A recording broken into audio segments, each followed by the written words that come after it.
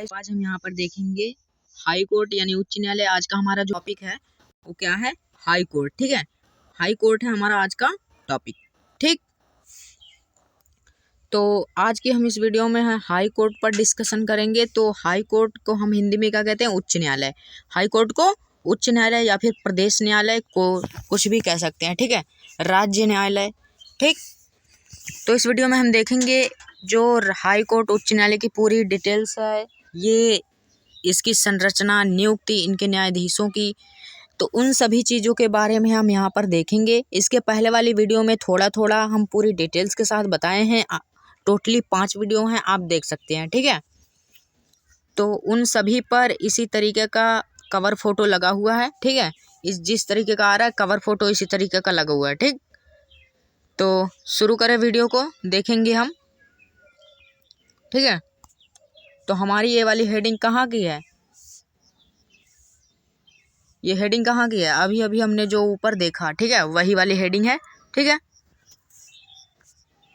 तो यहाँ पर देखेंगे भारत की एकल समिति न्यायिक व्यवस्था में उच्च न्यायालय उच्चतम न्यायालय से नीचे लेकिन अधीनस्थ न्यायालय के ऊपर कार्य करता है। ठीक है, यहाँ पर बताया जा रहा है कि जो भारत में न्यायिक व्यवस्था में एक उच्च न्यायालय जो है, ठीक है, जो भारत के न्यायिक व्यवस्था की समिति में जो उच्च न्यायालय है वो उच्चतम न्यायालय यानी सर्वोच्च न्यायालय से नीचे और अधीनस्थ न्यायालय से ऊपर के स्तर पर काम करता है। ठीक है, एक राष्ट्रीय की न्यायपालिका में, ठीक है, एक राष्ट्र की न्यायपालिका में एक उच्च न्यायालय और एक अधीनस्थ न्यायालय का पद सौंपना होता है।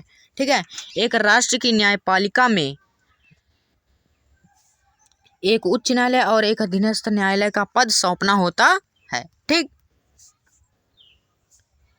राज्य के न्यायिक प्रशासन, ठीक है, राज्य के न्यायिक प्रशासन में उच्च न्यायालय की स्थिति शीर्ष पर होती है। ठीक है, राज्य के न्यायिक प्रशासन में, ठीक है, उच्च न्यायालय की स्थिति एकदम शीर्ष पर यानी कि एकदम एकदम ऊपर होती है। ठीक है, एकदम हाईएस्ट लेवल पे होती है, एकदम हाईएस्ट लेवल।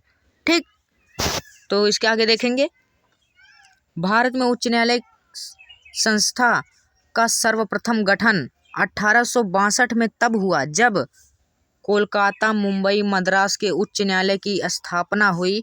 1866 में चौथे उच्च न्यायालय की स्थापना इलाहाबाद में हुई। ठीक है,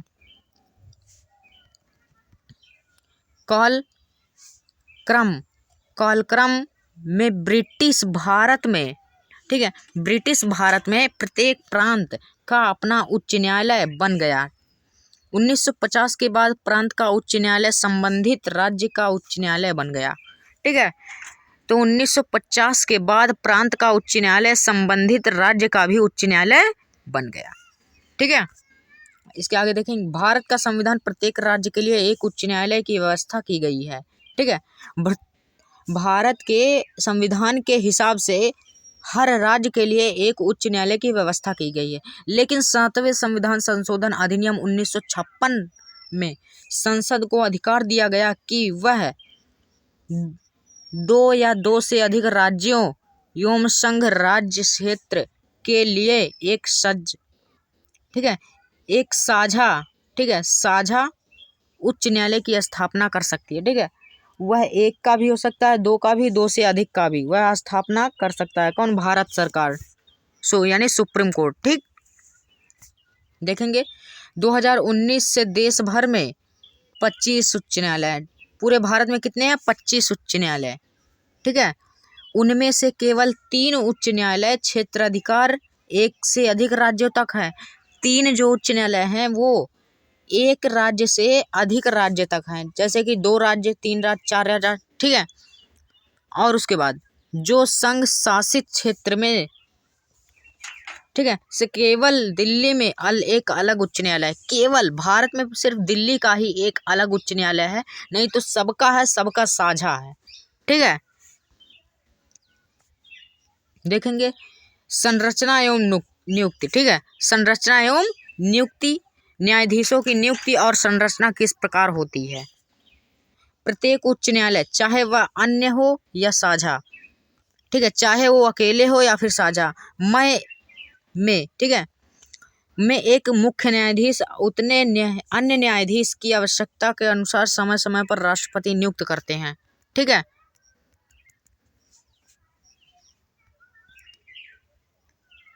ठीक, समय समय पर राष्ट्रपति नियुक्त करते हैं। इस तरह संविधान में उच्च न्यायालय के न्यायाधीशों की संख्या के बारे में विशेष तौर पर कुछ नहीं बताया गया है, इसे राष्ट्रपति के विवेक पर छोड़ दिया गया है। ठीक है, ये जो है इसको राष्ट्रपति के विवेक पर छोड़ दिया गया है कि राष्ट्रपति ही इसको संभाले। ठीक, देखेंगे न्यायाधीशों की नियुक्ति।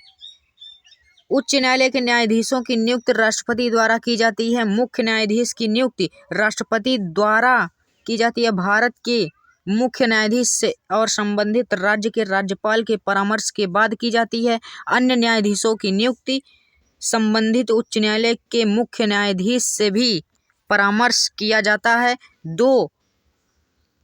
ठीक है, 2 या अधिक राज्यों के साझा उच्च न्यायालय में नियुक्ति, ठीक है, नियुक्ति में राष्ट्रपति सभी संबंधित राज्यों के राज्यपालों से भी परामर्श करता है। परामर्श का मतलब आप समझ रहे हैं, बातचीत करना, वार्तालाप करना। ठीक है, देखेंगे इसके आगे योग्यताएं, शपथ और वेतन। ठीक है, जो एक न्यायाधीश की योग्यता होती है, योग्यता, शपथ उसकी प्रतिज्ञा, वेतन यानी उसकी सैलरी। ठीक है, तो सबसे पहले हम देखेंगे न्यायाधीशों की योग्यताएं। न्यायाधीश की योग्यता कितनी होनी चाहिए? उच्च न्यायालय के न्यायाधीश के रूप में नियुक्त के लिए व्यक्ति के पास निम्न योग्यताएं होनी चाहिए। जैसे कि पहला, वह भारत का नागरिक हो। दूसरा, उसे भारत के न्यायिक कार्य में 10 वर्ष का अनुभव हो, या फिर वह उच्च न्यायालय या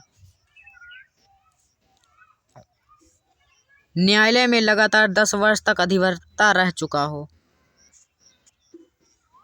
ठीक है, वह उच्च न्यायालय या न्यायालय में लगातार 10 साल तक, 10 वर्ष तक अधिवक्ता यानी वकील रह चुका हो। ठीक, तो इसके आगे देखेंगे शपथ व अथवा प्रतिज्ञा। शपथ या फिर प्रतिज्ञा, चाहे जो कहे, बात एक ही है। जिस व्यक्ति को उच्च न्यायालय का न्यायाधीश नियुक्त किया गया है, पद संभालने से पूर्व उसे इस राज्य के राज्यपाल या इस कार्य के लिए उसके द्वारा नियुक्त किसी अन्य व्यक्ति के सामने शपथ प्रतिज्ञा करना होता है। ठीक है, शपथ यानी प्रतिज्ञा करना होता है। ठीक है, अपनी शपथ में उच्च न्यायालय का न्यायाधीश शपथ लेता है कि भारत के संविधान के प्रति सच्ची श्रद्धा और सत्यनिष्ठा का पालन करूंगा। दूसरा, भारत की प्रभुता अखंडता रखूंगा।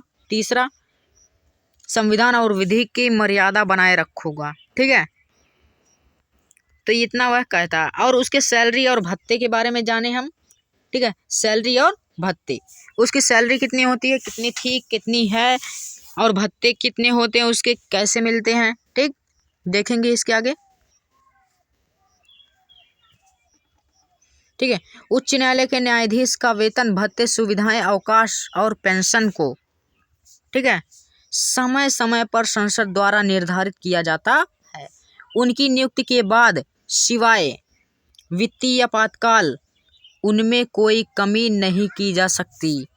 ठीक है, उनमें कोई कमी नहीं की जा सकती, सिर्फ वित्तीय के बारे में। ठीक है, 2018 में मुख्य न्यायाधीश का वेतन 90,000 से बढ़ाकर 2.5 लाख रुपए प्रति माह कर दिया गया है, एवं अन्य न्यायाधीशों की सैलरी 80,000 रुपए से बढ़ाकर 2 लाख, ठीक है, 2 लाख, या इनका तो है 2,50,000, इनका 2,28,000।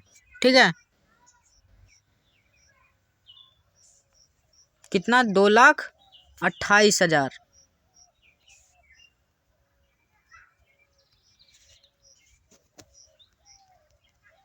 ठीक है, तो उनका कितना हुआ, 2,28,000 रुपये प्रतिमाह कर दिया गया है। यहाँ पर गलत हो गया। ठीक है,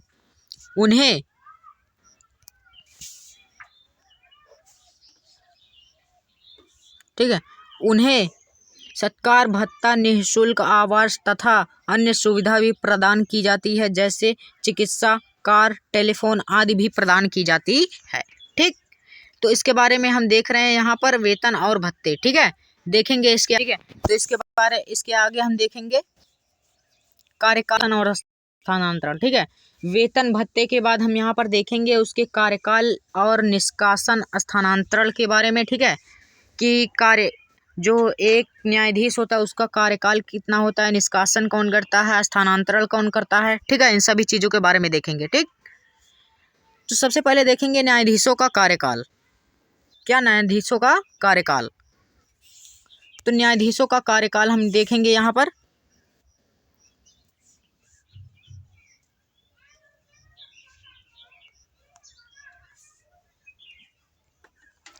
संविधान में उच्च न्यायालय के न्यायाधीश का कार्यकाल निर्धारित नहीं किया गया है, तथापि इस संबंध में प्रावधान किए गए हैं, ठीक है। इस संबंध में प्रावधान किए गए हैं जो हम यहाँ पर देख सकते हैं, ठीक है। देखेंगे यहाँ पर जो ये सब दिए गए हैं, ठीक। तो संविधान जो है वो उच्च न्यायालय के न्यायाधीशों का कार्यकाल निर्धारित नहीं किया है, बल्कि उस संबंध में कुछ प्रावधान दिए हैं, यानी कि कुछ पॉइंट दिए गए, ठीक है। देखेंगे पहला है हमारा 62 वर्ष की आयु तक वह अपने पद पर रह सकता है। 62 वर्ष की आयु तक पद पर रहता है। उसकी आयु के संबंध में किसी भी प्रश्न का निर्णय राष्ट्रपति भारत के मुख्य न्यायाधीश के परामर्श करता है, ठीक है।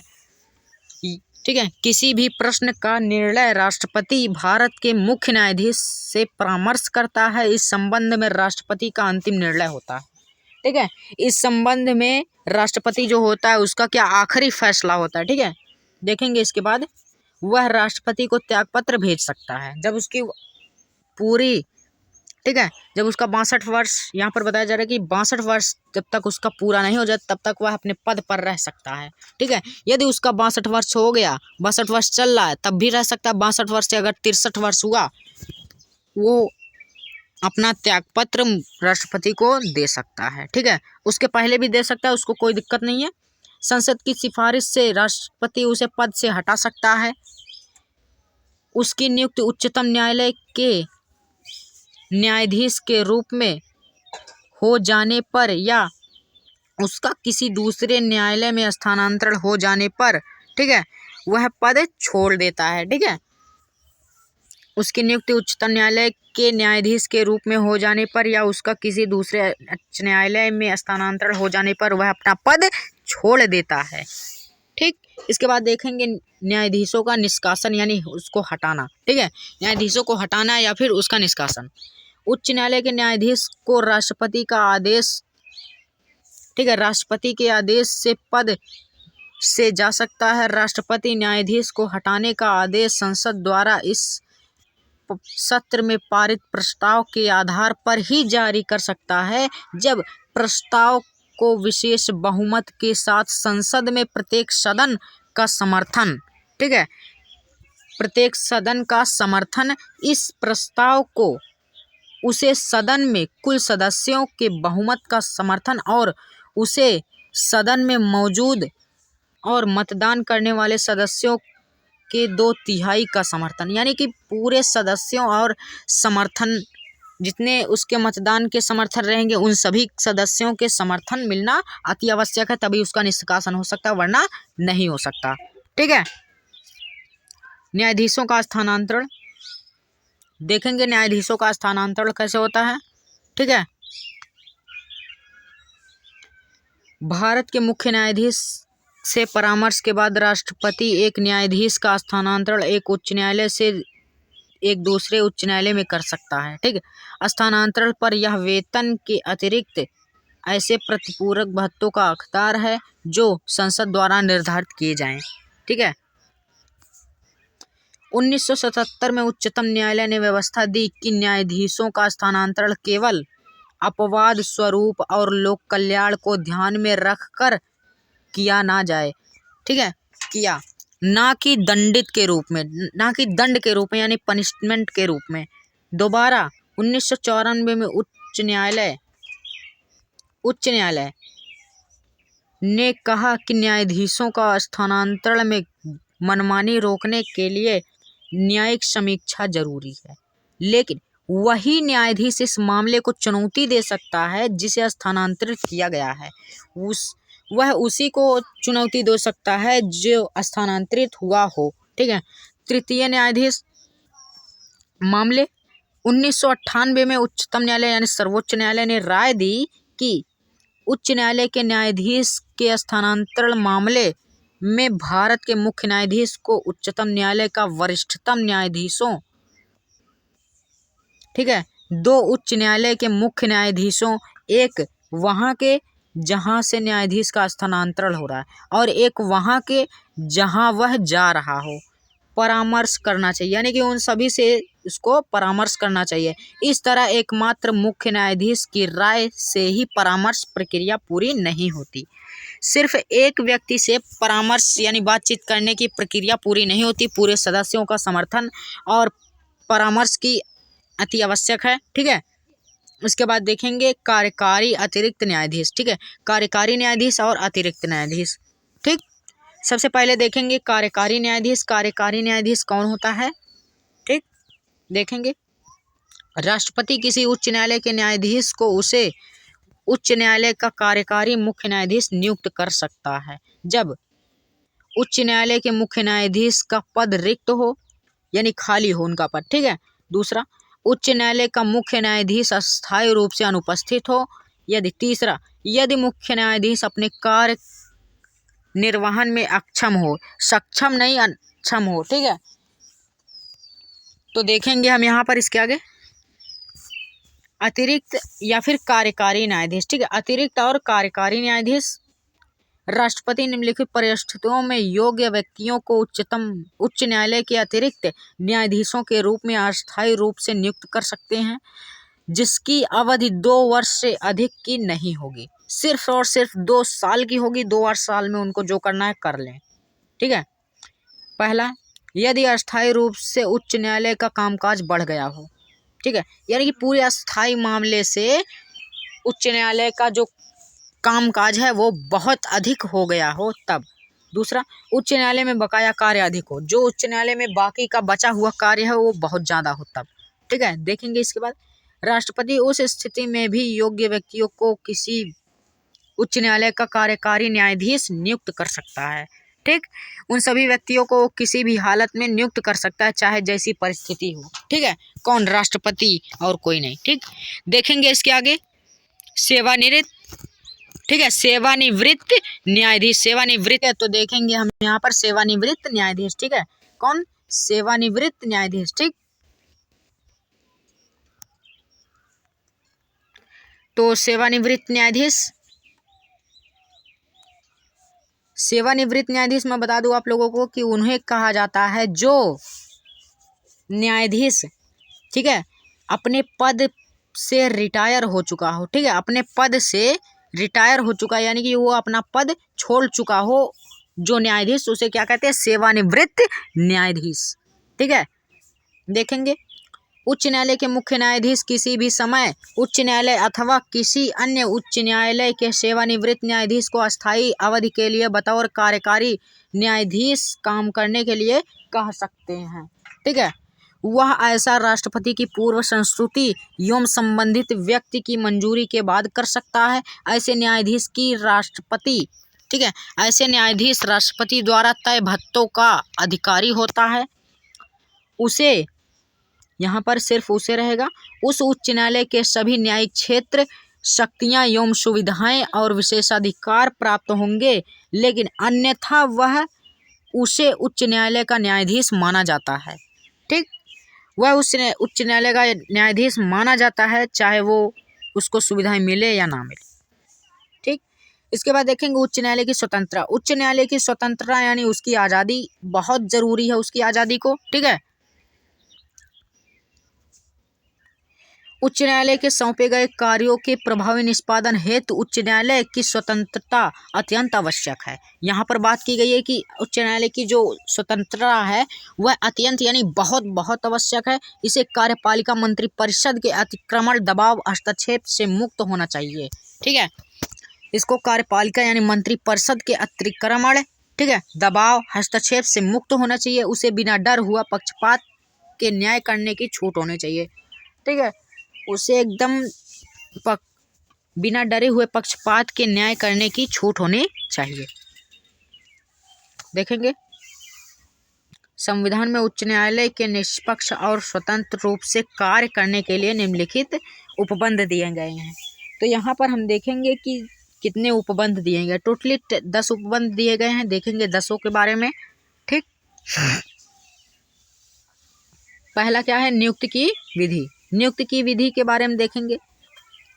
उच्च न्यायालय के न्यायाधीशों की नियुक्ति राष्ट्रपति द्वारा अर्थात कैबिनेट मंत्री द्वारा स्वयं न्यायपालिका के सदस्यों अर्थात भारत के मुख्य न्यायाधीश और उच्च न्यायालय के मुख्य न्यायाधीश के परामर्श से की जाती है। ठीक है, यानी कि इन सभी लोगों के परामर्श से की जाती है। ठीक है, दूसरा हमारा है कार्यकाल की सुरक्षा।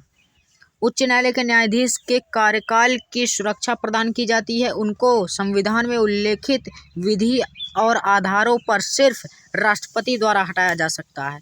इसका तात्पर्य यह है कि विवेक, ठीक है, कि यहाँ पर सिर्फ वे रहेगा, वे केवल राष्ट्रपति के प्रसाद पर्यंत पर नहीं रहते यद्यपि, बल्कि उनकी नियुक्ति राष्ट्रपति द्वारा की जाती है। ठीक है, यह इस तथ्य से स्पष्ट है कि अब तक किसी उच्च न्यायालय के किसी भी न्यायाधीश को हटाया नहीं गया है राष्ट्रपति द्वारा। ठीक है, राष्ट्रपति द्वारा किसी भी उच्च न्यायालय के किसी भी न्यायाधीश को हटाया नहीं गया है। तीसरा है निश्चित सेवा शर्तें। निश्चित सेवा शर्तें यहाँ पर देखेंगे कितनी उसकी निश्चित सेवा शर्तें हैं। ठीक, उच्च न्यायालय के न्यायाधीशों का वेतन, भत्ते, विशेषाधिकार, अवकाश एवं पेंशन का निर्धारण समय समय पर संसद द्वारा किया जाता है, लेकिन उनकी नियुक्ति के बाद सिवाय वित्तीय आपातकाल इनमें कमी नहीं की जा सकती। इस तरह उच्च न्यायालय के न्यायाधीशों की सेवा शर्तें उसके कार्यकाल तक यथावत रहती हैं, यानी तत्पर रहती हैं।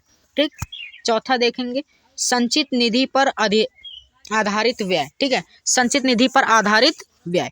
न्यायाधीश एवं स्टाफ के वेतन एवं भत्ते, पेंशन और उच्च न्यायालय का प्रशासनिक खर्च संबंधित राज्य का संचित निधि पर भारित होता है।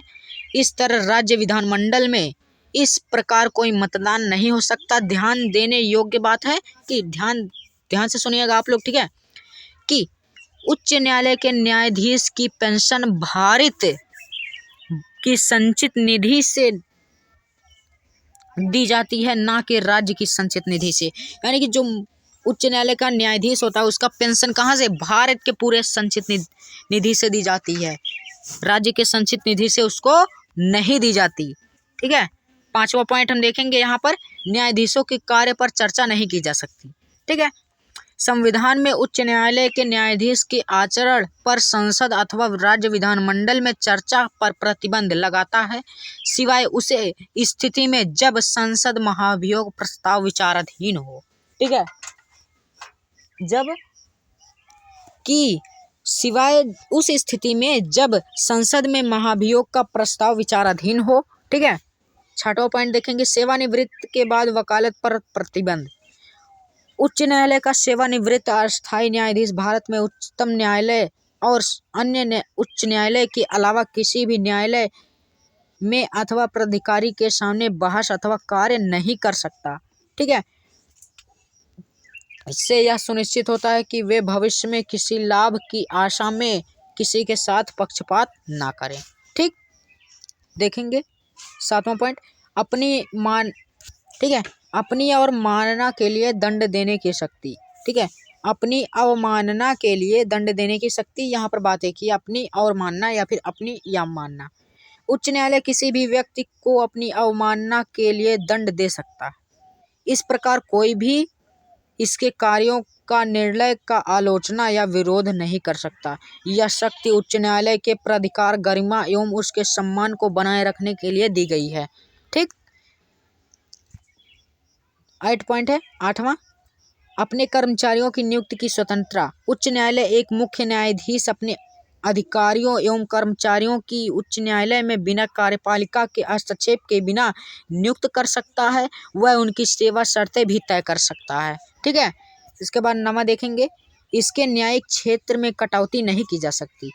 उच्च न्यायालय की संविधान में उल्लेखित न्यायिक क्षेत्र और न्यायिक शक्तियों को न तो संसद द्वारा और न ही राज्य विधानमंडल द्वारा कम किया जा सकता है, लेकिन अन्य मामलों में इसके न्याय क्षेत्र एवं शक्तियां संसदीय या फिर राज्य विधानमंडल द्वारा परिवर्तित की जा सकती हैं। ठीक है, आखिरी और 10वां पॉइंट देखेंगे हम, कार्यपालिका से पृथक्करण। संविधान के राज्यों निर्देशित करता है कि लोक सेवाओं में न्यायपालिका को कार्यपालिका से अलग रखने के लिए कदम उठाए जाएं। इसका अर्थ यह है कि कार्यपालिका प्राधिकारियों को न्यायिक शक्तियां नहीं रखनी चाहिए। इसके प्रमाणस्वरूप इसके क्रियान्वयन पर न्यायिक प्रशासन में कार्यपालिका प्राधिकारियों की भूमिका समाप्त हो गई। ठीक है, जो इनकी भूमिका है समाप्त हो गई, इसलिए इनको ये शक्तियां प्रमाण स्वरूप नहीं रखनी चाहिए। तो इसके बाद देखेंगे हम अपना, ठीक है, इसके आगे का लेसन हम देखेंगे। ठीक है, ठीक है, देखेंगे उच्च न्यायालय का जो हमारा वो गया पैराग्राफ 10 पॉइंट वाला। उसके बाद देखेंगे हम उच्च न्यायालय का न्याय क्षेत्र एवं शक्तियां। उच्च न्यायालय के पास न्याय क्षेत्र एवं शक्तियां कैसे होती हैं। ठीक,